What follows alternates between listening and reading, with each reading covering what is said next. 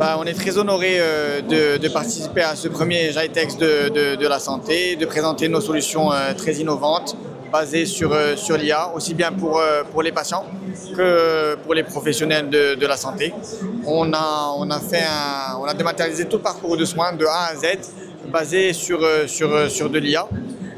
Aujourd'hui, quand un patient est malade, qu'est-ce qu'il va faire? La première des choses, c'est qu'il va aller sur Google, sur ChatGPT, il va se retrouver avec... il va pas savoir poser les bonnes questions à ces moteurs de recherche et il va se retrouver avec des informations qui sont anxiogènes au final parce qu'il ne sera pas tombé sur les bonnes hypothèses par exemple. Le premier module chez nous, c'est le checker IA. Le patient va renseigner ses symptômes sur un corps humain en les dictant ou en les saisissant.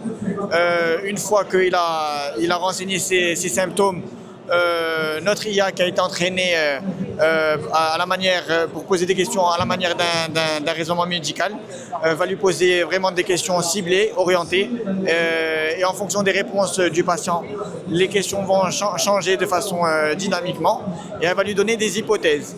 Des hypothèses, on ne va pas se limiter à le stade d'hypothèse, on va lui expliquer des hypothèses de façon très vulgarisée, on va lui donner les questions à poser à son médecin pour la consultation, et on va lui donner les preuves des hypothèses et les examens complémentaires à faire et les spécialistes à consulter. Donc ça, c'est les premiers modules. Après, le patient, qu'est-ce qu'il fait? Il prend rendez-vous. Donc, on le redirige vers le deuxième module qui est la prise de rendez-vous. Donc, en fonction du bon spécialiste selon les hypothèses, il choisit la disponibilité qui lui convient. Il arrive il reçoit des notifications de rappel bien sûr pour qu'il n'oublie pas ses rendez-vous. Il arrive chez le médecin, qu'est-ce qu'on est? On est une salle d'attente connectée. Avec le médecin, il va mettre un QR code sur sa salle d'attente, toujours avec le patient va scanner le QR code et on va lui poser des questions qui ont été programmées par l'IA à la manière d'un interrogatoire médical, pour avoir une pré-anamnèse. La pré-anamnèse, c'est un rapport qu'on va donner au médecin sans donner au patient les hypothèses ni quoi que ce soit. Le médecin qui va faire la consultation aura déjà les questions et les réponses, l'identité du patient, toutes les informations pré-remplies de le patient. Ça fait au moins 5 ou 7 minutes d'interrogatoire de gagner pour le professionnel. Et une fois qu'on est en pleine consultation, on a fait des solutions basées sur l'IA pour les professionnels. Donc tous les documents sont synthétisés par l'IA, documents qui sont le dossier du patient. Donc que ce soit ses ordonnances, ses analyses, tous les traitements en cours. Le professionnel va poser aussi des questions. Elle dit que l'IA, elle enregistre la consultation.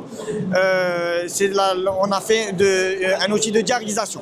C'est-à-dire que le médecin a enregistré sa voix, il ne va pas parler avec le patient et en fonction de tout ce qu'a dit le médecin, elle dit que l'IA va lui émettre une ordonnance, les médicaments qu'a prescrit, qu'a dicté le professionnel, les examens à faire, les IRM à faire, les analyses à faire. Donc les analyses d'ordonnance qui rejoignent instantanément. On va faire une démonstration là. Et on ressort avec un compte-rendu aussi qui est généré avec de l'IA en fonction des questions qui ont été posées, des alertes qui sont ressorties automatiquement, c'est-à-dire que si jamais le médecin il a prescrit une allergie, il a prescrit de l'amoxicilline et que le patient il est allergique à l'amoxicilline son dossier, et bien tout de suite il rajoute une alerte.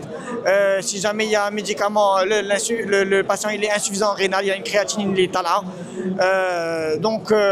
il y aura tout de suite une alerte d'insuffisance rénale qu'il faut adapter la posologie du médicament, etc. etc. Donc, le compte rendu de la consultation, s'il y a un certificat à sortir, des ordonnances à sortir, des lettres contraires à sortir, l'IA fait tout. Elle aussi automatise les formulaires du professionnel.